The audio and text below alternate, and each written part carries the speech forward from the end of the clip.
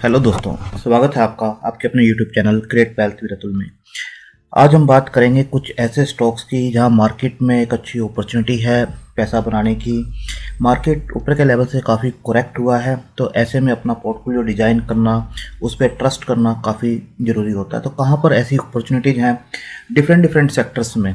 अगर हम अब पोर्टफोलियो को डाइवर्सिफाई करें और उसके अंदर देखें आईटी में कहाँ अपॉर्चुनिटीज़ हैं, फार्मा में कहाँ है, एनबीएफसी बैंक्स में, या रियल स्टेट से रिलेटेड, रियल स्टेट के जैसे जो डेवलपर से रिलेटेड हैं उसकी बजाय अगर हम उनसे रिलेटेड एसेसरीज में अगर जाएं, जैसे केबल इंडस्ट्री में जाएं या फिर पाइप इंडस्ट्री में जाएं, सीमेंट इंडस्ट्री में जाएं या पेंट इंडस्ट्री में जाएं, तो कहाँ पर अच्छी अपॉर्चुनिटीज़ हैं उसके ऊपर डिस्कस करेंगे कि इस लेवल पर भी क्या हम इसके अंदर बाइंग कर सकते हैं या अभी थोड़ा सा और वेट करना चाहिए।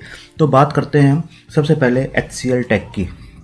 HCL टेक जैसे पता है आपको आईटी से रिलेटेड कंपनी है, अच्छी कंपनी है। ऊपर के लेवल से जैसे आप ग्राफ देख सकते हैं कि इस टाइम पर जो इसका हाई था 24/9/2021 को 1378 रुपये के आसपास का इसने हाई बनाया था। उसके बाद देखिए शार्प गिरावट होती है, अगेन उसी लेवल को टच करता है ये, ठीक है ना। आप देखिए 1360 के लेवल तक विद इन सम डेज उसी लेवल तक पहुंचता है, फिर मार्केट की गिरावट के साथ नीचे आया हुआ है।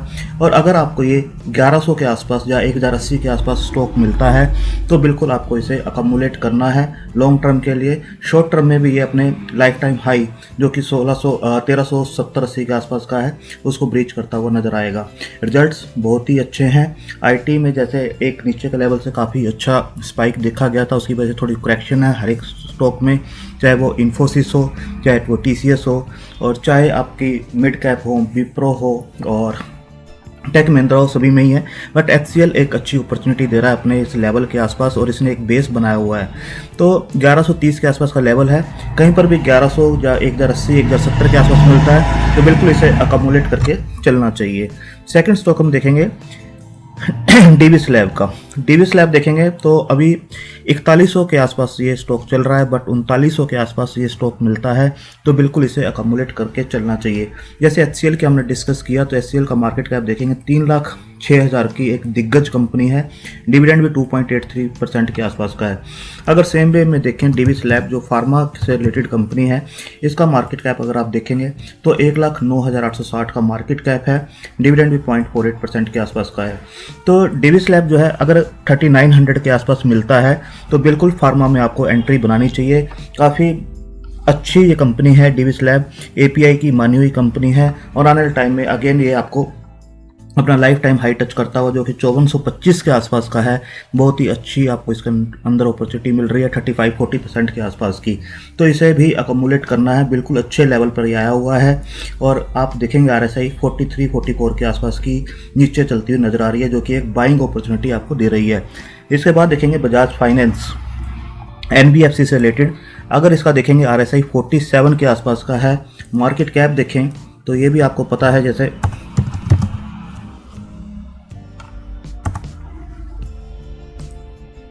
4,20,000 के आसपास का मार्केट कैप है, दिग्गज कंपनी है। अगर ये आपको इस लेवल के आसपास मिलता है 65-60 के आसपास, 6500-6600 की रेंज के अंदर कहीं पर भी मिलता है, जो कि अभी आने वाले टाइम में कुछ भी वॉलेटिलिटी होती है तो ये बिल्कुल आपको आता हुआ नजर आएगा और यहाँ पर अकमुलेट करने का बहुत ही अच्छा मौका होगा इसे लॉन्ग टर्म के लिए। आप देख सकते हैं 8000 के आसपास इसने हाई बनाया था और वहाँ से अभी ऑलमोस्ट 15% के आसपास डाउन है, तो 65-600 के आसपास इसे अकमुलेट किया जा सकता है। नेक्स्ट है एशियन पेंट।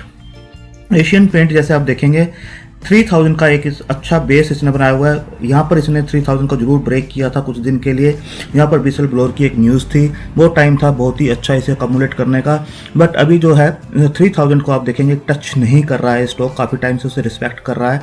और अगर आपको ये 3550 या 3080 के आसपास कहीं भी मिलता है तो इसे अकमुलेट करना चाहिए। 3050 एक अच्छा इसका बेस है।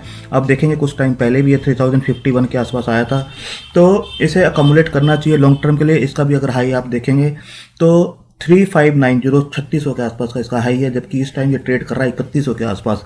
10-20-50 रुपये नीचे की डाउन साइड जरूर बनती है और इसे लॉन्ग टर्म के लिए आप अकमुलेट कर सकते हैं। एशियन पेंट, अगर एशियन पेंट का भी मार्केट कैप आप देखेंगे तो लगभग 3 लाख करोड़ के आसपास का इसका मार्केट कैप है। डिविडेंड 0.57 के आसपास का है। कंसिस्टेंट कंपाउंडर ये जो है कंपनी है। इसके बाद देखेंगे डी मार्ट का जो RSI है 50 के आसपास ये काम कर रहा है। RSI अभी भी एक बाइंग जोन में है और देखेंगे तो 4200 और 4000 के आसपास एक अच्छी इसने बेस बनाना स्टार्ट किया है, जो यहाँ से आप देखेंगे काफ़ी ज़्यादा करेक्ट हुआ है। 5900 का जो इसने हाई बनाया था, अब पिछले कुछ दिन से देखिए 4000 और 4200 के बीच का एक अच्छा जो सपोर्ट है वो बनता हुआ नजर आ रहा है। तो बिल्कुल इसे 4039 के आसपास बिल्कुल अकोमुलेट करना चाहिए। कोई भी डिप इसके अंदर आए 4000 ये इजीली टच करता है और डिप में इसे अकोमुलेट करना है। अच्छा स्टॉक है रिटेल का, आने वाला टाइम रिटेल का है और लिस्टेड कंपनी अभी रिटेल में डी मार्ट है और इसके बाद रिलायंस है, बट रिलायंस का भी IPO जब आएगा उसके बाद की बात है, बट अभी इसको आप अकोमुलेट कर सकते हैं। 4000 के आसपास कुछ क्वांटिटी और 3900 के आसपास कुछ क्वांटिटी आप ले सकते हैं। इसके बाद है ICICI बैंक में बहुत ही अच्छे इसके रिजल्ट्स थे और उसके बाद स्टॉक जो है नीचे करेक्ट हुआ है मार्केट की वजह से और एक जो न्यूज़ थी बैंक में फ्रॉड की वजह से, उसका जो है इम्पैक्ट जरूर दिखा था। और आप देखेंगे 867 का इसका हाई था। अभी जो स्टॉक है लगभग 730 के आसपास है। 700 का काफ़ी मजबूत इसका बेस बना हुआ है। आप देखेंगे यहाँ से भी इसने बाउंस बैक किया था और यहाँ से अगेन बाउंस बैक किया है। तो 704 705 के आसपास स्टॉक मिलता है। तो बिल्कुल बैंकिंग सेक्टर आने वाले टाइम में बहुत अच्छा परफॉर्म करेगा। इकोनॉमी को बूस्ट करना है तो बैंकिंग सेक्टर चलता हुआ ही नजर आएगा और उसमें ICICI बैंक काफ़ी अग्रेसिव है, काफ़ी अच्छे मूव्स ये दिखाता है और इस टाइम बिल्कुल अपने बेस पॉइंट पे मिलता हुआ आपको नजर आ रहा है। तो 700 के आसपास बिल्कुल स्टॉक को अकोमुलेट किया जा सकता है। इसके बाद देखेंगे रिलायंस इंडस्ट्री की जो RSI है 37 के आसपास आपको दिखता हुआ नजर आ रहा है RSI। और अगर आप देखेंगे तो 2250 का 2250 2260 इस जोन के अंदर आप बिल्कुल इसे अकोमुलेट कर सकते हैं। इवन 2280 जो अभी चल रहा है उस करंट मार्केट प्राइस पे भी इसे लिया जा सकता है। 2750 का जो इसका हाई था आप देख सकते हैं 2751 का 19 अक्टूबर 2021 को इसने बनाया था। और उसके बाद से स्टॉक जो रिलायंस इंडस्ट्री है काफ़ी जो है एक्विजिशंस भी किए हैं, रिटेल के अंदर भी किए हैं और जो इनकी डिजिटल फील्ड है उसके अंदर भी काफ़ी एक्विजिशंस हुए हैं। काफ़ी दिग्गज कंपनी बनती हुई नज़र आ रही है। क्लीन एनर्जी, ग्रीन एनर्जी, उसके अंदर भी काफ़ी ये आगे बढ़ते हुए नज़र आ रहे हैं। इसका देखेंगे स्टॉक एक बिल्कुल बेस बनाता हुआ नज़र आ रहा है। आप देखेंगे तो इस लेवल के ऊपर इसे अकोमुलेट किया जा सकता है। RSI बिल्कुल फियर जोन में है और आप इसे अकोमुलेट कीजिए। इसके बाद है एस्ट्रल पाइप जो है 1750 का एक अच्छा बेस बनता हुआ नजर आ रहा है। यहाँ पर आप देखेंगे स्टॉक ने जो है लगभग 2524 के आसपास का एक हाई बनाया था, वहाँ से करेक्ट हुआ है। एक यहाँ पर सपोर्ट जरूर था 2050 के आसपास, उसको ब्रेक किया है इसने मार्केट के प्रेशर की वजह से और यहाँ पर 17.5 को एक अच्छा बेस बनाता हुआ नजर आ रहा है। कोई भी लेवल 1750 1760 1770 के आसपास अगर मिलता है इस द्वारा तो बिल्कुल इसे लॉन्ग टर्म के लिए अकोमुलेट करना चाहिए। एक अच्छा बेस बनता हुआ नजर आ रहा है और ऊपर के लेवल से एक अच्छी करेक्शंस में मिलता हुआ नजर आ रहा है।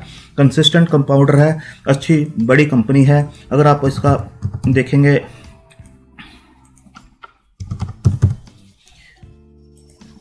मार्केट कैप ऑलमोस्ट 38,000 के आसपास का मार्केट कैप है और ROCE देखेंगे तो 29.5, ROE देखेंगे 23.6। तो काफ़ी अच्छी मिड कैप कंपनी है और अच्छे रिटर्न्स दे सकती है आने वाले टाइम में। इसे 1760 1750 इसके आसपास अकोमुलेट इजीली किया जा सकता है। इससे डाउन साइड इसकी नहीं बनती है। आप देखेंगे यहाँ पर भी इसने सपोर्ट लिया था, उसके बाद काफ़ी अच्छा इसने मूव दिखाया था। नेक्स्ट है पॉलीकैब जैसे आपको पता है काफ़ी अच्छे रिटर्न्स इसने दिए हैं रिसेंट में भी और एक अच्छा बेस बनाता हुआ नज़र आ रहा है। कोई भी लेवल आपको 2200 के आसपास 2250 के आसपास एक स्टॉक मिलता है तो आप ये अकोमुलेट कर सकते हैं। इस टाइम ये स्टॉक लगभग 2330 के आसपास ही चल रहा है। कोई भी डिप इसके अंदर 2200 के आसपास या 2250 के आसपास मिलता है तो बिल्कुल आपको अकोमुलेट करना चाहिए। आप देख सकते हैं एक रेंज के अंदर ये स्टॉक अब है और नीचे जो बेस बनाता हुआ नज़र आ रहा है 2250 के बीच का, तो 2250 पे कुछ क्वांटिटी ली जा सकती है और फिर 2200 तक आता है तो 2200 पे भी ली जा सकती है। तो मार्जिन्स के प्रेशर इन सभी कंपनीज में, रिजल्ट्स अच्छे हैं बट मार्जिन्स जो क्रूड ऑयल की वजह से है, सभी कंपनीज में ही इन्फ्लेशन की वजह से जरूर जो रॉ मटेरियल के प्राइसेस बढ़े हुए हैं उसका इम्पैक्ट है। कॉपर का जो केबल्स ये बनाते हैं उसके ऊपर इम्पैक्ट है। तो ये कंपनी जो है अच्छी हैं जो प्राइसिंग पावर इनके पास है और ये आगे प्राइस को बढ़ा भी सकती हैं, इंक्रीज कर सकती हैं और अपने मार्जिन अगेन स्टेबल कर सकती हैं। तो कोई भी डिप इसके अंदर मिलता है 2200 2250 के आसपास का, तो आपको इसे अकोमुलेट करके चलना चाहिए। RSI भी देखेंगे तो इस टाइम 41 के आसपास का है, जो कि अपने आप में ही बता रहा है कि आप इसे अकोमुलेट कर सकते हैं। नेक्स्ट स्टॉक है यूवलेंट फूड। यूवलेंट फूड जैसे आपको पता है डोमिनोज के बारे में, और फास्ट जो फूड है वो आपका आने वाले टाइम का बिल्कुल चलता हुआ नजर आएगा। कोई भी इसके अंदर डाउट नहीं होना चाहिए किसी को, इस कंपनी के अंदर भी।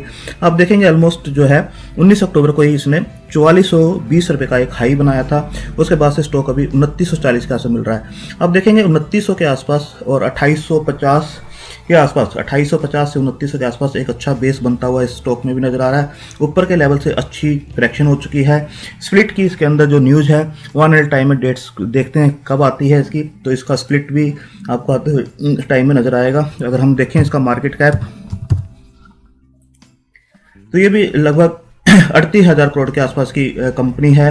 ROC 16.3 का है, ROE देखेंगे 18% के आसपास का है। तो यहाँ पर भी मार्जिन के ही प्रेशर है अदरवाइज, और जो लॉकडाउन सा कोविड की वजह से वही प्रेशर है, बट ये लॉन्ग टर्म में नहीं होते हैं। ना कोविड लॉन्ग टर्म में रहेगा, ना क्रूड ऑयल 100 के आसपास रहेगा।